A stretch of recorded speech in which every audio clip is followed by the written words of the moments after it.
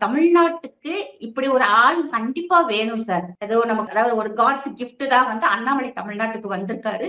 என்ன ஒரு வருத்தம், பாஜக வந்து அண்ணாமலைய மிஸ் பண்ணிட்டாங்கங்கிற வருத்தம் எனக்கெல்லாம் ரொம்ப இருக்குங்க சார். எப்படி அனில் பாலாஜி நம்ம செந்தில் பாலாஜி வந்து அணில் மேல உட்கார்ந்ததுனால பவர் கட்டுன்னு சொன்னாரோ,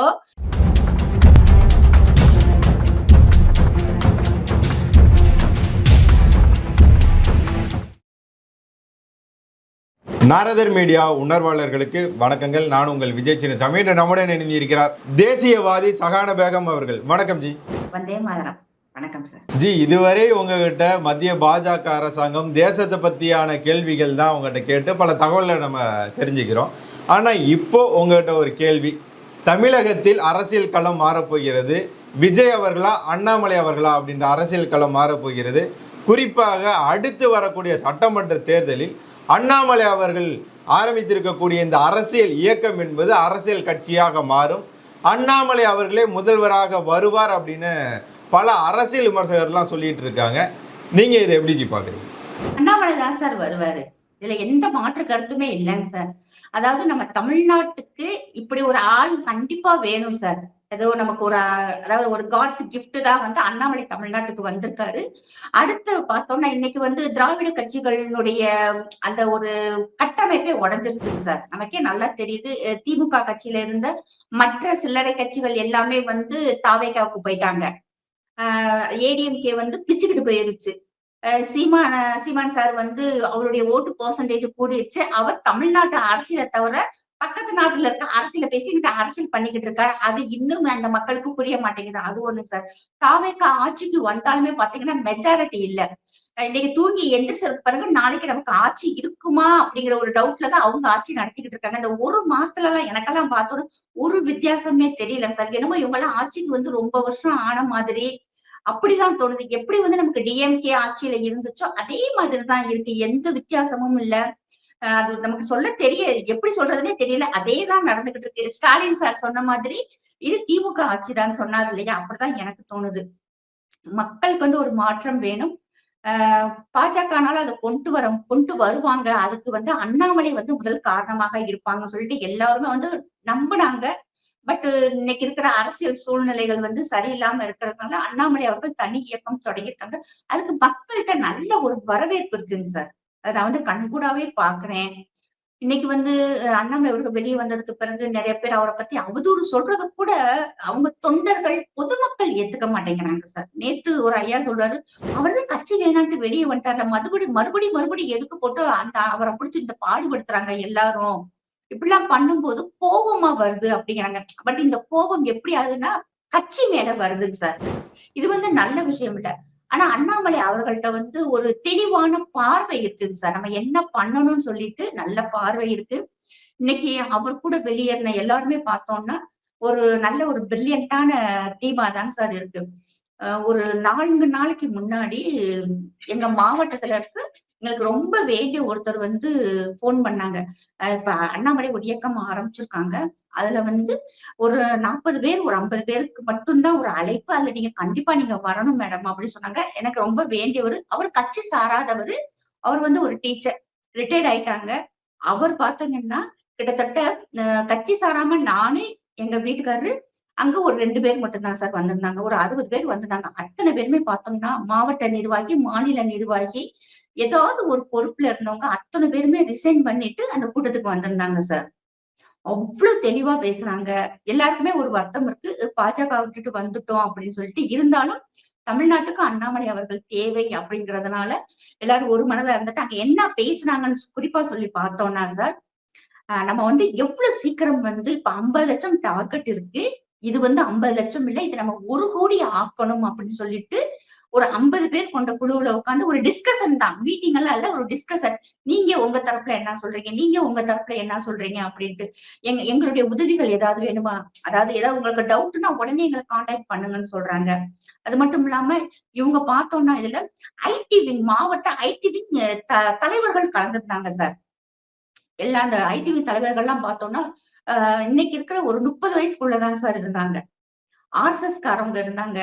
விஸ்வ இந்து பரிஷத், இந்து முன்னணி, மாற்று கட்சியினரும் வந்திருந்தாங்க சார். அதுதான் இங்க முக்கியமான விஷயம். அப்ப அத்தன பேருக்குமே வந்து அண்ணாமலை அவர்கள பிடிச்சிருந்துச்சு. இப்ப பார்த்தோம்னா, டெய்லி வந்து இப்ப நாங்க போன அத்தன பேருடைய ஃபோன் நம்பர் எல்லாமே வாங்கியிருந்தாங்க. நாங்க வீட்டுக்கு வர்றதுக்குள்ள WhatsApp குரூப் ஒண்ணு கிரியேட் பண்ணி, இப்ப டெய்லி பார்த்தோம்னா, அவங்களுடைய நடவடிக்கைகள். இன்னைக்கு வந்து எந்த இடத்துல வந்து மீட்டிங் டெய்லி எங்க மாவட்டத்த சுத்தி எங்கேயாவது ஒண்ணு நடந்துகிட்டு தான் சார் இருக்கு. இது வந்து அவங்களாகவே செய்றாங்க சார். இதுக்கு வந்து அண்ணாமலை அவர்கள் எதுவும் நீங்க இது பண்ணுங்க, அது பண்ணுங்கன்னு சொல்லல. இதுல யாருமே தலைவர் இல்ல. சொன்ன மாதிரி இதே ஒரு குறிப்பா சொல்லி யாரும் தலைவர் இல்ல. யாரும் துணைத் தலைவர் இல்ல. எல்லாருமே வி ஆர் த வந்து லீடர்ஸ் அப்படின்னு சொல்லிட்டு, உங்களால முடிஞ்ச அளவுக்கு நீங்க சேருங்க அப்படின்ட்டு. அதுல பார்த்தோம்னா, ஒரு 6 பேர் வந்து ஒரு 18ல இருந்து ஒரு 25 வயசுக்குள்ள பசங்க வந்திருந்தாங்க சார். அவங்கலாம் சொல்றாங்க, டக்கு டக்குன்னு சொல்லிட்டு ஒரே ஒரு நாளைக்கு எங்களால முடிஞ்ச வரைக்கும் ஒரு 150 பேருக்காவது, அதாவது வந்து இயக்கத்துல சேர தெரியாம இருக்கிறவங்களுக்கு நாங்க சேர்த்து விட்டுக்கிட்டு இருக்கோம் அப்படின்னு சொல்றாங்க. அப்ப இப்பயே பார்த்தோம்னா 25% வந்து இளைஞர்களினுடைய அம் பதிவாயிருக்காங்க. இளைஞர்கள் வந்து இந்த இயக்கத்துல சேர்ந்திருக்காங்கன்னு சொல்றாங்க. வாய்ப்புகள் இருக்குங்க சார். நெறைய பேர் வந்து ஒரு ஈகரா இருக்கிறாங்க. அடுத்து களமே பார்த்தோம்னா, தாவேக்காவும் நம்மளுடைய அண்ணாமலை அவர்களுடைய கட்சி தான் சார் இருக்கும். என்ன ஒரு வருத்தம், பாஜக வந்து அண்ணாமலைய மிஸ் பண்ணிட்டாங்கங்கிற வருத்தம் எனக்கெல்லாம் ரொம்ப இருக்குங்க சார். தமிழக முதல்வராக விஜய் அவர்களின் செயல்பாடுகள் எப்படி இருக்கு? நல்லாவே இல்ல சார். ஓப்பனா சொல்றேன். நல்லாவே இல்ல. அட்லீஸ்ட் ஒரு திமுக கூட என்னத்தையோ நாங்க ஆட்சி நடத்துற மாதிரி ஏதாவது ஒண்ணு காமிச்சுக்கிட்டு இருந்தாங்க. அ ஏதோ ஒரு ஷோ காட்டுனாங்க. என்னத்தையாவது வச்சு அத பண்ணாங்க, இத பண்ணாங்கன்னு சொல்லிட்டு. ஏன்னா திமுகவுல இருந்தவங்க எல்லாமே வந்து விவரமான ஆளுக இல்லையா? மக்கள எப்படி ஏமாத்த தெரியுங்கிற ஒரு தெளிவான சிந்தனையில தான் திமுகவினுடைய அமைச்சர்கள்லாம் இருந்தாங்க. அத பண்ணிக்கிட்டு இருந்தாங்க. பட் இன்னைக்கு இருக்கும் டிவிகே கட்சியினுடைய ஆட்சி வந்து ரொம்ப மோசம் தான் சார். எதுவுமே அவங்களுக்கு தெரியல. என்ன பண்ணணும்னு தெரியல. எல்லாமே பார்த்தீங்கன்னா, ரீல்ஸ் போட்டுக்கிட்டு, அந்த அதாவது ஒரு எம்எல்ஏ, ஒரு அமைச்சர் இவங்க இப்படித்தான் இருக்கணும். அவங்க வந்து என்ன பண்ணணும்னு கூட அவங்களுக்கு தெரியாம ரீல்ஸ் போட்டு சுத்திக்கிட்டு இருக்காங்க. நெறைய லாஸ் பண்றாங்க சார் அவங்க. அதாவது மக்கள் வந்து இப்ப ரொம்ப ஃபீல் பண்றாங்க. நம்ம என்னமோ நெனச்சு ஓட்டு போட்டோம். அது நெறைய பெண்கள் எல்லாம் பொலம்ப ஆரம்பிச்சுட்டாங்க சார். என்னமோ நெனச்சு ஓட்டு போட்டோம். பட் இங்க என்னமோ நடந்துகிட்டு இருக்கு அப்படின்ட்டு. இது வந்து 1 மாசத்துல நான் சொல்றேன். இந்த 1 மாசத்துல ரூ. 2,500 வந்து தரேன்னு சொல்லியிருந்தாரு. அது குடுக்கல. ரூ. 1000 வந்து முதல்ல இருந்தது தான் வருது. Power cut sir. எங்க ஊர்ல ஒரு நாளைக்கு 3 மணி நேரம் பவர் கட் ஆகும் சார். எப்ப போகுது, எப்ப வருதுன்னே தெரியாதுங்க சார். அதுதான் இங்க ஒரு பிரச்சனையே. ஒரு காலையில ஒரு 1/2 மணி நேரம், சாயந்தரம் இப்படிலாம் எந்த டைம் அலாட்மென்ட்டே இல்ல. பவர் கட் அவ்ளோ பவர் கட் ஆகுது. இதுக்கு பார்த்தோம்னா, மின்துறை அமைச்சர் என்ன சொல்றாருன்னா, பீஸ் கட்டைய எங்கேயோ புடுங்கிட்டு போயிட்டாங்க அப்படிங்கிறாங்க.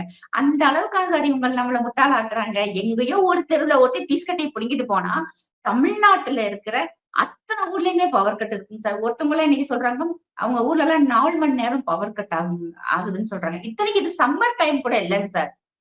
சம்மர் டைம்ல இப்ப ஃபுல்லாவே பார்த்தோம்னா, தூறல் காலம் ஆயிருச்சு. அப்படி இருந்துமே பார்த்தோம்னா, பவர் கட் இருந்தா என்ன செய்ய முடியும் சொல்லுங்க? அதே மாதிரி தொழில்துறை எல்லாமே பார்த்தோம்னா, வேற மாநிலத்துக்கு ஷிஃப்ட் பண்ணிக்கிட்டு இருக்காங்க. ஆதவ அர்ஜுனா அவங்களுடைய அந்த பேக்கிரவுண்ட் எல்லாம் பார்த்தா வந்து பயப்படுற மாதிரி தான் இருக்கு. ஏன்னா ஏற்கனவே போதை கலாச்சாரம் தமிழ்நாட்டுல அதிகமா இருக்கு. சின்ன சின்ன பிள்ளைங்க, ஸ்கூல் பசங்க எல்லாருமே வந்து குடிக்க ஆரம்பிச்சுட்டாங்க. போன ஆட்சியிலேயேவும். இப்ப இவங்களுடைய பேக்கிரவுண்ட் எல்லாம் பார்த்தோம்னா, ரொம்ப குற்ற பின்னணிகள் அதிகமாக இருக்குங்க சார். அதே மாதிரி பாருங்க, சகோதரர் மாரிதாஸ் அவங்கள வந்து அரெஸ்ட் பண்ணிட்டாங்க. அவரு வெளிய வந்துட்டாரு. அவர் சும்மா இருப்பாரா இனி? அவரு சும்மாவே இருக்க மாட்டாரு. ஒரு சின்ன விஷயத்துக்கே வந்து அவ்வளவு விவரமா சொல்லணும். இப்ப அவர வந்து ஜெயில்ல போட்டு அவர கஷ்டப்படுத்தும்போது, அவர் வந்து இன்னும் விஷயங்கள வந்து நெறைய விஷயங்கள வெளிய கொண்டு வரதான் செய்வாங்க. இப்ப வடநாட்டு மீடியாக்கள் இருக்கு இல்லையா? அது எல்லாமே வந்து டெய்லி வந்து தமிழ்நாட்டினுடைய அரசியல் நிலவரத்த பத்தி பேசுறாங்க சார். நேஷனல் மீடியா பேசுதுங்க சார். யூடியூபர்ஸ் எடுத்து பேசுறாங்க சார். அப்ப எல்லாரும் என்ன பண்றாங்கன்னா, இப்படி சினிமாக்காரனுக்கு வந்து இந்த தமிழக மக்கள் ஓட்டு போட்டிருக்காங்க. ஓட்டு போட்டது மட்டும் இல்லாம, ஒரு தொங்கு சட்டசபை அமைஞ்சிருக்கு. அது கூட பாத்தீங்கன்னா, இன்னைக்கு நம்முடைய தமிழக முதலமைச்சர் வந்து அந்த ஒரு ஆக்ஷன் வந்து எதுவுமே சரியா இல்ல அப்படிங்கிற மாதிரி நெறைய வேற மாதிரி கான்ட்ரோவர்சியா நெறைய பேசிட்டு இருக்காங்க சார். டோட்டலா பார்த்தோம்னா நம்ம இந்த 30 நாள்ல சுவேந்து அதிகாரி வெர்சஸ் விஜய் அவர்கள் அப்படின்னு சொல்லி பார்த்தோம்னா, அதாவது இந்த சொல்லுவாங்க இல்லையா, ஏணி வச்சா கூட எட்டாது அப்படிங்கிற மாதிரி. அட்லி 10க்கு 10 சுவேந்து அதிகாரிக்கு குடுக்கலாம். 10க்கு 1 மார்க் கூட நம்ம தமிழ்நாட்டினுடைய அரசின் செயல்பாடுகளுக்கு குடுக்க முடியலங்க சார். எங்க போற போக்குல பார்த்தோம்னா, இவங்களுக்கு திமுகவே பரவாயில்லன்னு சொல்லிருவோன்ட்டு எனக்கெல்லாம் பயமாவே இருக்கு. ஐயய்யோ! எங்க நம்ம சொல்லிருவோமா அப்படின்ட்டு. அந்த அளவுக்கு இருக்குங்க சார் மோசமா. சட்டம் ஒழுங்கெல்லாம் ரொம்ப மோசம் தான் சார். பாருங்க காவல்துறை அதிகாரியோட கைய ஒரு ஆள் உடைச்சிருக்காரு சார். அதெல்லாம் எவ்வளவு இதுக்கு முன்னாடி திமுக ஆட்சியில கூட வந்து காவல்துறையிட்ட வந்து நீங்க இந்த வேலைய பண்ணுங்கன்னு சொல்லிட்டு அவங்கள டாமினேட் பண்ணியிருக்காங்க. ஆனா யாருமே பார்த்தோம்னா காவல்துறை அதிகாரிய கைய புடிச்சு கடிச்சு வச்சிருக்காங்க. கைய உடைச்சு வச்சிருக்காங்க சார். இது எல்லாமே பார்த்தீங்கன்னா தாவேகா நிர்வாகி அப்படி சொல்லிட்டு நெறைய சோசியல் மீடியாலாம் வருது. இதெல்லாம் மிகவும் தவறு தானே சார். இந்த 1 மாசத்துக்கு இந்த பாடா இருக்கு. இன்னும் இத்தன வருஷம், இன்னும் 5 வருஷம் எப்படித்தான் ஓட போகுதுன்னே தெரியல. அதுதான் ரொம்ப கஷ்டமா இருக்கு. அதுல சிங்கப்படைன்னு ஒண்ணு ஆரம்பிச்சிருக்காங்க.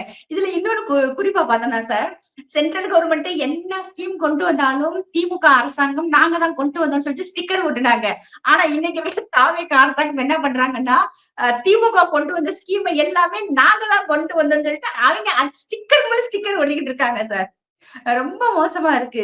ரொம்ப வருத்தமாவும் இருக்கு. இந்த பிள்ளைகள நம்பி எல்லா வக்கீகளும் ஓட்ட போட்டு இன்னைக்கு இப்படி உட்கார்ந்துட்டு முழிச்சுக்கிட்டு இருக்காங்க. இந்த பவர் கட் பிரச்சனை மிகப்பெரிய பிரச்சனை. இத கண்டிப்பா இவங்க சரி பண்ணணும். இன்னொன்னு சொல்றாங்க சார், இந்த திமுக அரசாங்கம் போகும்போது நல்ல கடன வச்சு விட்டு போயிட்டாங்க. நிர்வாக குளறுபடிகள் அதிகமாக இருக்குன்னு சொல்றாங்க சார். அது அதிகமாக இருக்கு.